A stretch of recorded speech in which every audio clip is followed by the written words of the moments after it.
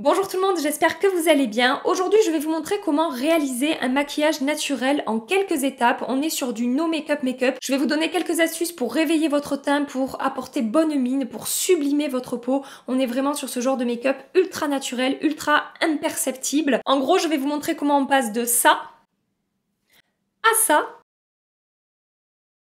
en quelques minutes. Avant de passer au maquillage, je voulais vous dire que cette vidéo est réalisée en collaboration avec Herborian. Je suis super contente, pourquoi? Parce qu'en fait, ils m'ont demandé si j'étais intéressée de travailler avec eux pour parler de deux de leurs produits, la CC Crème et la CC Eye. Donc, vu que ce sont des produits que je vous ai déjà recommandés plein de fois sur ma chaîne, la CC Crème depuis des années, la CC Eye, je vous en ai parlé beaucoup ces derniers temps. Ce sont des produits que je connais, que j'ai l'habitude de vous présenter, qui font partie souvent de mes produits favoris. Je m'y suis retrouvée, je me suis dit que oui, en fait, ça correspondait à ce que j'avais l'habitude de faire sur ma chaîne, donc j'ai accepté. Sachez que si vous êtes intéressé par des produits de la marque Herborian ou par ces produits-là, ils m'ont proposé un code pour vous offrir moins 20% sur votre commande. Je vous mets le code Gabrielle19 dans la barre d'infos avec les conditions par rapport à ce code et le lien qui vous renverra vers le site si jamais vous êtes intéressé. Je rapproche la caméra et je passe tout de suite aux différentes étapes que je réalise pour me faire un no make-up make-up. Étape numéro 1, ça va être d'appliquer une base pour le teint. Pourquoi? Parce que j'ai la peau mixte, il faut quand même que mon make-up tienne tout au long de la journée. J'ai la zone T qui va produire du sébum, donc cette base va m'aider à contrôler cet excès de sébum. Il s'agit de la base Original Skin de chez Origins. Cette base, je vous la présente depuis très longtemps sur ma chaîne, j'en suis très contente. Elle a vraiment un côté frais qui va réveiller mon teint en fait et qui va lisser correctement ma peau. C'est pas la base la plus lissante que j'ai, mais elle a quand même un effet lissant et elle va contrôler mon excès de sébum sur ma zone T tout au long de la journée. L'étape numéro 2 va consister à sublimer votre peau. Pour ça, je vais utiliser la CC Crème de chez Herborian. J'utilise la teinte claire. C'est un produit qui va à la fois avoir un côté soin, hydratant, protecteur et qui va également unifier votre teint, réduire les premières imperfections et vraiment vous apporter bonne mine. Donc je descends toujours un petit peu dans le cou. Il m'en restait sur les doigts, donc je commence par le cou, ce qui peut paraître bizarre. Et donc c'est pour ça que j'adore cette CC Crème, que je vous la présente depuis toujours pour ce genre de maquillage, quand je veux vraiment quelque chose de naturel, de très léger, de totalement imperceptible. Ça fait très bien son job pour ça, et malgré, je suis en train de bousiller mes sourcils, et malgré ma peau mixte, je ne deviens pas toute huileuse au bout de 2 heures. Elle se comporte vraiment très bien sur ma peau, et elle a un rendu totalement imperceptible. Après cette étape-là, si vous avez vraiment des imperfections qui vous dérangent, là j'ai quelques boutons, vous pouvez faire de la correction très précisément. Je vous ai fait une vidéo la semaine dernière où je vous montre justement comment corriger boutons et imperfections. Je vous l'accroche ici, j'aurais pu le faire, mais je vous avoue que quand je fais ce genre de make-up vraiment très léger et très naturel, je ne m'embête même pas à corriger en fait mes imperfections, puisque l'idée c'est d'avoir, comme je vous dis, ma peau mais en mieux, donc ma peau a des imperfections, donc voilà, c'est unifié, j'ai meilleure mine, mais je laisse quand même ma peau transparaître et que limite, on se doute pas que j'ai appliqué un produit qui a quand même un petit peu unifié mon teint. Étape numéro 3, ça va se passer sur le contour des yeux. On va apporter de l'éclat, on va réveiller le regard, on va atténuer un petit peu le côté foncé qu'on a, certaines personnes, pas tout le monde, mais qu'on peut avoir au niveau des cernes. Et pour ça, vous le savez, en ce moment, j'adore utiliser la CC Eye de chez Herborian. Donc moi, je vais mélanger deux teintes, la teinte claire et la teinte dorée pour obtenir ma teinte. Sinon, la teinte claire, voilà, c'est bien trop blanc pour moi. Je mélange ça sur ma main et j'applique ça au doigt, tout simplement. Elle est vraiment hyper facile à travailler, hyper facile à appliquer. On peut également l'appliquer sous un anti-cerne, c'est pas ce que je vais faire aujourd'hui puisque c'est pas l'idée de ce make-up, mais sachez que ça fonctionne également très bien. Je vous l'avais présenté, je sais plus dans quelle vidéo, que j'avais fait il y a quelques temps de ça, où je l'applique sous mon anti-cerne pour justement pour vous montrer l'éclat que ça apporte. Je n'ai pas besoin de le poudrer, ça a une très bonne tenue sur le contour de mes yeux et ça a tendance également à lisser un petit peu mes rides et mes ridules. Ce que je fais également, c'est que j'en applique sur ma paupière. Ça, c'est vraiment quelque chose que je vous conseille de faire, c'est d'unifier très légèrement votre paupière. Ça va encore plus réveiller votre regard et ça va encore plus unifier votre teint. Voilà, on a souvent des rougeurs et des petits vaisseaux sur la paupière, donc n'hésitez pas à atténuer un petit peu ça. Ça fait vraiment la différence quand on remonte sur la paupière. Et donc là, vous pouvez voir ce côté qui a été sublimé par la CC Eye et ce côté où j'ai encore mon cerne et qui est beaucoup plus fatigué et beaucoup plus terne. Dernière chose que je veux vous dire par rapport à ce produit, sachez qu'il est modulable, c'est-à-dire que si je veux un petit peu plus de couvrance, il suffit que, une fois qu'il a un tout petit peu séché, j'ai travaillé mon autre œil en attendant, je reviens réappliquer un petit peu de produit et ça se comporte très bien.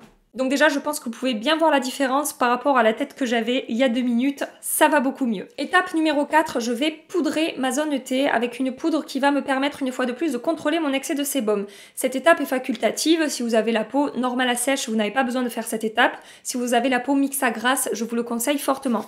Pour ça, je vais utiliser ma poudre de chez Kat Von D qui est la Low Kit Setting Powder. Cette poudre est vraiment parfaite pour ce genre de make-up puisqu'à la fois elle va contrôler mon excès de sébum, elle va un petit peu lisser ma peau et un petit peu matifier ma peau, mais elle va garder de l'éclat en fait, elle ne va absolument pas plomber mon teint. Et c'est vraiment ce que j'adore avec cette poudre, je l'ai ressortie il n'y a pas très longtemps et j'arrête pas de l'utiliser. Étape numéro 5, je vais venir réchauffer mon teint avec un bronzer. Je le tiens parce qu'il est cassé, je suis dégoûtée. Aujourd'hui, je vais utiliser mon Pro Bronze Fusion de chez Make Up For Ever. Vous pouvez également utiliser des produits comme par exemple le Sweetie Pie de Too Faced, qui est en fait un 2 en 1, qui est à la fois un bronzer et à la fois un blush. On peut le voir, il y a de quoi réchauffer et de quoi rehausser un petit peu le teint avec une couleur un petit peu rose corail. Ça vous évitera l'étape bronzer et ça vous fera un 2 en 1. Donc moi j'aime tellement me maquiller que je garde cette étape bronzer que j'adore. Et ce que j'aime avec ce produit de chez Make Up For Ever, c'est qu'il est extrêmement longue tenue. Je sais qu'il ne va pas bouger de la journée. Je sais que je peux transpirer, que je peux passer de très grosses journées. Il ne bougera pas de la journée. Et ce que j'aime aussi également, c'est qu'il est d'une finesse assez incroyable qui va totalement se fondre à la peau, être totalement imperceptible. Réchauffer le teint sans être trop orangé et vraiment voilà, c'est vraiment un produit qui apporte bonne mine. Je l'utilise très très souvent, c'est vraiment un bronzer de très bonne qualité et il tient vraiment toutes ses promesses. Et toujours avec ce même bronzer, on va passer à l'étape numéro 6. Je vais commencer un petit peu à maquiller mes yeux et je vais donc utiliser ce produit là dans mon creux de paupière. Je prends un pinceau estompeur, là c'est le E22 de chez Morphe. Et je vais appliquer ce même bronzer donc dans mon creux de paupière en remontant un petit peu. Ça va apporter de la dimension à mon regard, ça va apporter de la dimension à mon maquillage des yeux. Mais ça va vraiment avoir un effet naturel puisque ça va reprendre exactement la même couleur que j'ai appliqué sur mon visage. C'est vraiment le genre d'astuce que j'adore faire quand je fais ce genre de make-up. Donc là j'en applique également au ras de cils en rejoignant ce que j'ai fait au-dessus. Et voilà, j'aime beaucoup le rendu donc je le fais toujours quand je fais ce genre de make-up. Étape numéro 7, je vais maintenant venir réveiller mon teint avec du blush et pour ce genre de make-up, j'adore appliquer des blushs lumineux. Donc par exemple, je peux appliquer ce blush là de chez Natasha Denona. Alors attention, il y en a des mat, il y en a des lumineux. Celui-ci est lumineux, c'est la teinte Sheer Peachy Nude. Je peux également utiliser le blush par exemple qui est dans la palette Be A Light de chez Becca. Ce blush là qui est vraiment lumineux.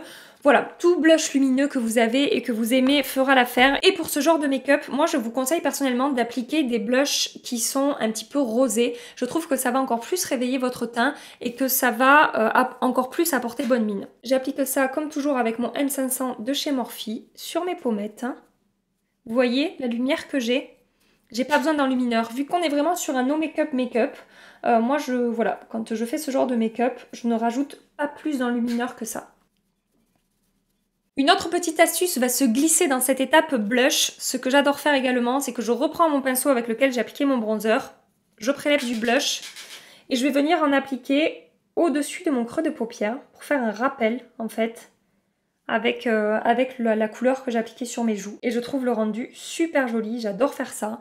Je trouve une fois de plus que ça réveille le teint, ça réveille le regard et que ça donne vraiment bonne mine. C'est une petite astuce que je vous conseille d'essayer quand vous faites ce genre de make-up. Étape numéro 8, c'est également une étape facultative mais que j'adore faire donc je l'intègre dans cette vidéo, c'est d'apporter de la lumière sur ma paupière mobile mais de manière très subtile et très légère. Pour ça, je prends un highlighter.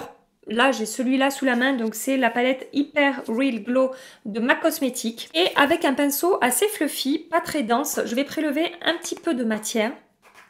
Et je vais venir effleurer un tout petit peu ma paupière. Je veux vraiment que ça soit très léger, très subtil. Je ne veux pas que ce soit métallique sur mes yeux. Donc c'est pour ça que j'y vais au pinceau. Je tapote bien l'excédent avant d'appliquer et je balaye ça sur toute ma paupière mobile. Et j'aime beaucoup cette étape parce que ça va apporter un côté un petit peu plus lumineux au make-up, un petit peu plus glowy, mais une fois de plus, de manière assez imperceptible. On voit quand même là que j'ai du make-up sur ma paupière, mais ça reste quand même très léger. Et je fais la même chose sous mon arcade sourcilière ici. Mais comme je vous dis, vous n'êtes absolument pas obligé de faire ça. Déjà avec le blush et le bronzer, sachez que ça suffit largement pour ce genre de make-up. Là, c'est vraiment quelque chose que moi personnellement, j'adore faire et que je peux vous recommander. Et sachez que j'adore aussi en appliquer dans mon coin interne ici, quel que soit le make-up que je fais. Je trouve que tout de suite, ça change tout, ça a encore plus réveillé le regard et je trouve le rendu super joli. L'étape numéro 9, pour moi, c'est une étape incontournable dans ce genre de maquillage. Je vais appliquer du mascara. Je vais utiliser mon mascara habituel qui est le Effet Fossile The Curler de chez Yves Saint Laurent, mais je vais utiliser ce mascara de manière très légère. Je ne veux absolument pas avoir voilà, des cils hyper marqués et hyper intenses. Je veux juste noircir un petit peu mes cils, travailler un petit peu la racine de mes cils. Donc c'est pour ça que je me mets en avant comme ça et que je brosse vraiment la racine de mes... Ah non! Pourquoi j'ai fait ça? Bon, après, si vous adorez avoir les cils vraiment marqués, quel que soit le type de make-up que vous faites, vous pouvez évidemment le faire. Hein. J'en applique également au ras de cils inférieur. Et donc, cette étape, je vous disais, elle est primordiale pour moi. Parce que le mascara, ça va vraiment ouvrir votre regard et réveiller votre regard et vous donner donc bonne mine. Étape numéro 10, je vais maintenant maquiller mes lèvres et pour ce genre de maquillage, j'adore utiliser du gloss. En ce moment, j'utilise beaucoup ce gloss de chez Marc Jacobs. Il s'agit de la teinte 302 et pourquoi du gloss? Parce qu'une fois de plus, on est sur le genre de make-up vraiment très léger, très naturel. Et c'est ce qu'on obtient quand on applique du gloss. Ça apporte de la lumière, ça repulpe un peu vos lèvres de manière très légère et le rendu est vraiment super joli. Vous avez les gloss de chez Fenty qui sont également excellents. Et n'importe quel gloss que vous avez et que vous aimez fera l'affaire. Et ce gloss Marc Jacobs, je l'aime beaucoup parce qu'il a justement ce petit côté un petit peu rose, subtil, mais qui teinte un tout petit peu mes lèvres. Et je trouve ça super joli. Donc dans cette vidéo, je vous donne les 10 étapes pour réaliser un maquillage naturel et pour avoir bonne mine en quelques minutes. Sachez qu'évidemment, vous pouvez adapter ces 10 étapes selon vos envies, selon le rendu. Si vous voulez appliquer du bronzer ou pas, si vous voulez appliquer de la lumière sur la paupière mobile ou pas, si vous voulez mettre, je sais pas moi, un rouge à lèvres un petit peu plus intense, vraiment là, après, ça dépend de vous. Vous n'êtes pas obligé de suivre à la lettre de ce que je vous dis. Je vous donne moi mes astuces, moi mes techniques, mais comme toujours, éclatez-vous et faites ce que vous avez envie, selon également votre type de peau. Et donc voilà pour le résultat de ce No Makeup Makeup, un teint naturel et une peau un petit peu sublimée, mais tout en transparence. On voit mes imperfections, on voit mes rougeurs, on voit certains de mes boutons, mais j'ai quand même bien meilleure mine qu'avant de commencer cette vidéo. Dans ma prochaine vidéo qui sortira dimanche à 10 h, on parlera du fond de teint Beauty Blender. C'est le fond de teint Bounce que j'ai enfin pu commander sur Cult Beauty. Il ne devrait pas tarder à sortir chez Sephora. Ça fait plusieurs jours que je le teste. Je vais donc pouvoir vous faire une revue. Si vous êtes intéressé par d'autres vidéos astuces make-up comme celle d'aujourd'hui, je vais vous en accrocher ici à l'écran pour que vous puissiez aller voir un petit peu. Je vous en mettrai une ou deux dans la barre d'infos. En attendant ma prochaine vidéo, je vous fais des milliards et des milliards de bisous. Mouah. Prenez soin de vous et à très bientôt. Bye bye!